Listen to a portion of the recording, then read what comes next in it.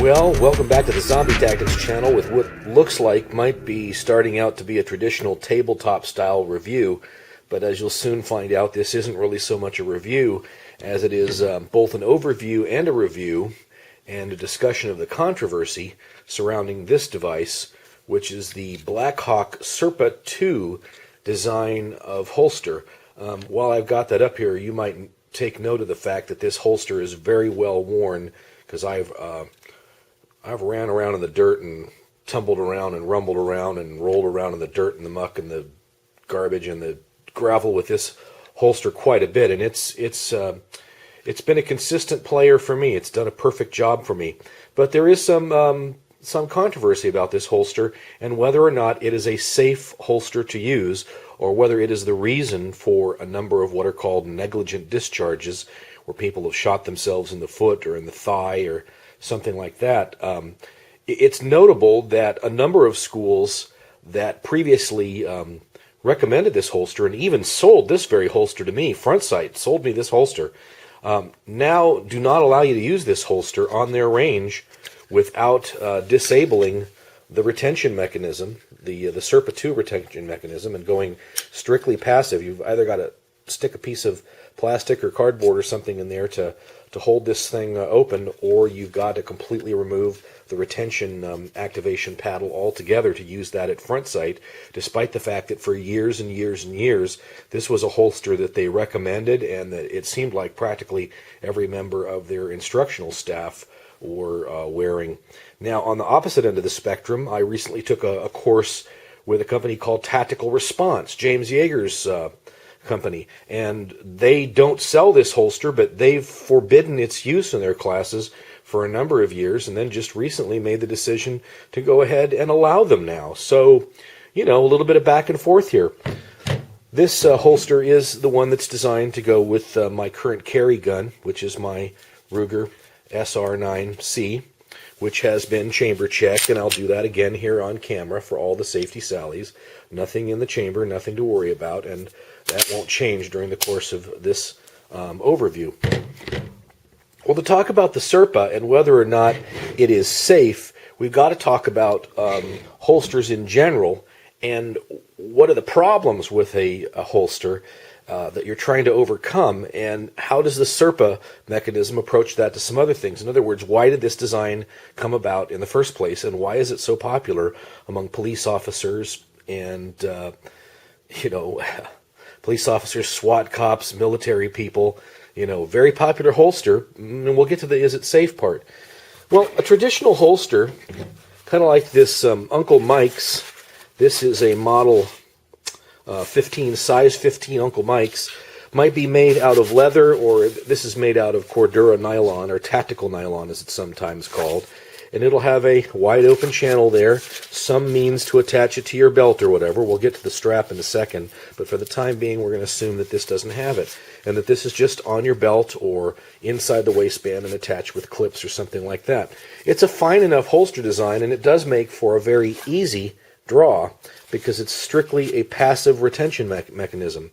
The big problem with a lot of holsters like these that are passive is that with a little bit of shaking around, that holster is going to come undone. It's going to come out of the holster. So that if you are running around in a tactical course, you're a police officer, a soldier, that's a problem just using a strictly passive mechanism like that, meaning just a molded plastic or a molded nylon or leather. And so you've got to find a way to come about that, get around that. The English will work eventually. And again, you'll see that this holster has seen some use. You can tell by the frayed edges of the strap here. A traditional way to approach this would be to put some kind of a strap over the top of the gun that would hold it in place until you need to use it. And that would either go in this position here, where this would be, when worn, flipped out of the way, and then the gun would be drawn, or there would be a strap coming around this end here, and then what's called a thumb break, where the snap would be on this side, and then as you go to draw the gun, you flip it with your thumb, and it would unsnap that way. The strap would come off there, and you draw it accordingly. And those are popular as well, but those tend to be a bit on the slow side, and like it or not, thumb brakes have a reputation for failing when you most need them. And by thumb brakes, I'm talking about the kind that are on this side, that under stress, for some reason at the last second, that just does not unsnap correctly, and you're sitting there trying to get the gun out, and it's a bad deal all the way around. Well, that puts us to other kinds of retention holsters. There are these kind that are strictly a passive retention, but they do have kind of a snap-in approach. They hold the gun very firmly, and they're not going anywhere. This is a paddle-style holster. This could just as easily be one that you would stick on a belt with belt loops, and that's not going anywhere. This is a Phobos. It's a cheap $20 holster, and that you're not going to get that gun to come out of that holster if it's properly adjusted with the adjustment screw here. Now, one problem with this design is that when you do have it adjusted so that the gun will not come out, it requires a very decisive pull on that gun to get it to come out of the holster. And with most of these kinds of Kydex designs, you do have to be careful about the angle that you're pulling up on that gun as well. This holster, I can tell you from experience, again, you can see it's a little dinged up. It's seen some use. If you don't pull directly along the axis of where this holster is, directly out, that gun is not going to come out. If you try to pull it out this way, it gets stuck. If you pull it even a little bit forward, it gets stuck. It doesn't want to come out. Under stress, that's a problem. And so there's another problem we're trying to overcome with having a holster.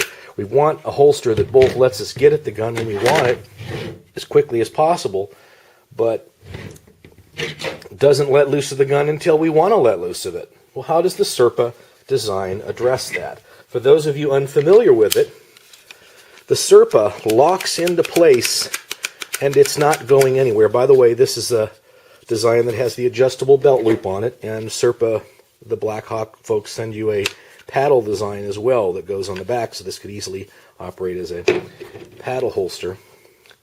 That gun locks into place. There is a mechanical mechanism in there. That's redundant, mechanical mechanism. There's a mechanism in there that does not let loose of the gun until this paddle is depressed, and this is the proper way to do it, by flat fingering it. And you'll notice that when you do that, you don't hear, when I'm drawing the gun, any kind of mechanical anything when the gun is being drawn. And frankly, if you push the paddle down when inserting the gun, it could be completely silent as well. That is a distinct advantage of something like this if you're someone who's in a role where you want to operate in a somewhat stealthy fashion. It's very smooth, comes out, doesn't have to make any noise, and it is 100% going to stay in there unless that paddle is depressed. So what's the problem with this? This seems to solve all of our problems. It lets go of the gun when we want to let go of it, and it keeps the gun in there, seemingly, no matter what, because it's mechanically locked in place. Well, I'm sorry to say this, but the problem with this design, and I will say that it's a problem, it's an issue, I don't think it's a showstopper, but it's one that gets a lot of discussion on the gun forums, is this. People do not properly index their gun. Now let me go back to the other holsters. When you're drawing a pistol, you're supposed to draw a pistol with the master grip that has your finger straight forward, and some instructors will even tell you to have it out away from the gun like this. I don't do that, but I know some instructors that are very insistent upon that. And that is because when the gun comes out of the holster at your side, you don't want the finger inadvertently going inside of the trigger group. So, finger indexed to the side.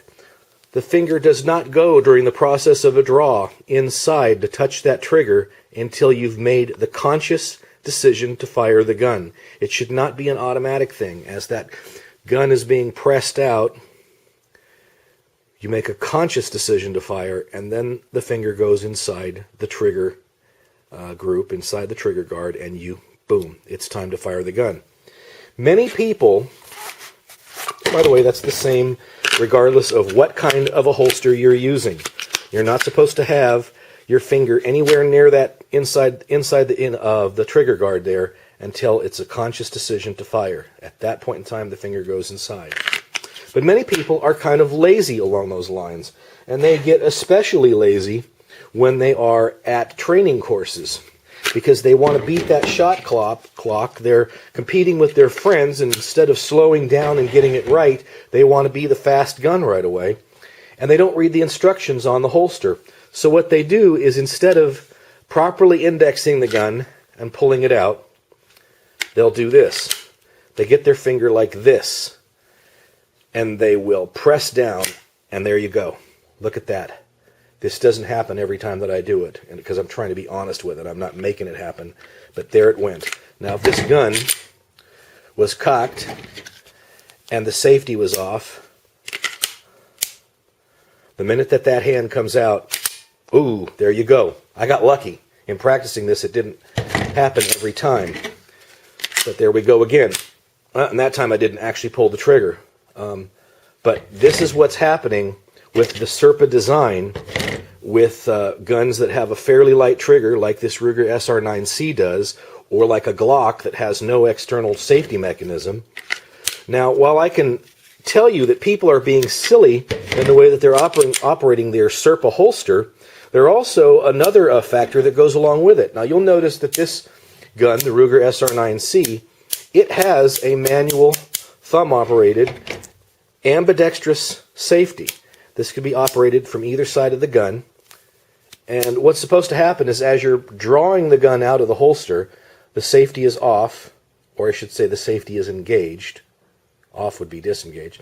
The safety is disengaged. When the pistol gets rotated around to what's usually called position 3, at that point in time you're in a firing position, and the safety gets clicked off, and now you're in a position to, whether you're pointing out further or whatever, if you make the conscious decision to fire the gun, there you go. You're ready to go. But people are doing this with other pistols, including 1911 style pistols that have a very light pistol. They're leaving the safety disengaged because they want to try to get a little extra time. They want to be the big man. They want to be, they want to outdraw their friends or outdraw the instructor.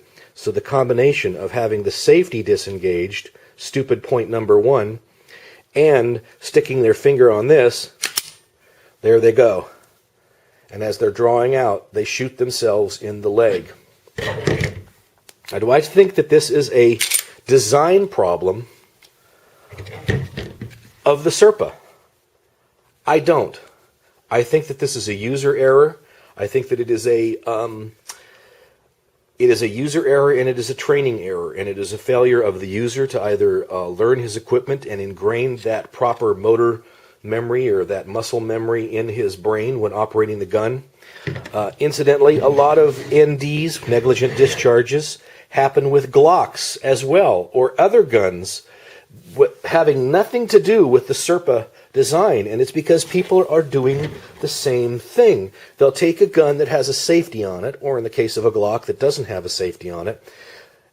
If it has a safety, they'll click it off, they'll stick it in the holster, and they want to get on that trigger so fast that they're not flat fingering, they're not indexing the gun properly. They're going to stick it right here, and they come right out, and there they are.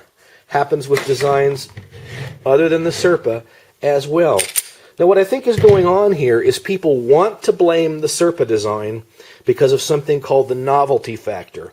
And I'll put this in perspective for you based on a company that I used to work with. I used to own part of a company, or sort of own, I had some stock in it, that made a home automation system so that you could have electronic computer-based control of all the lights in your house.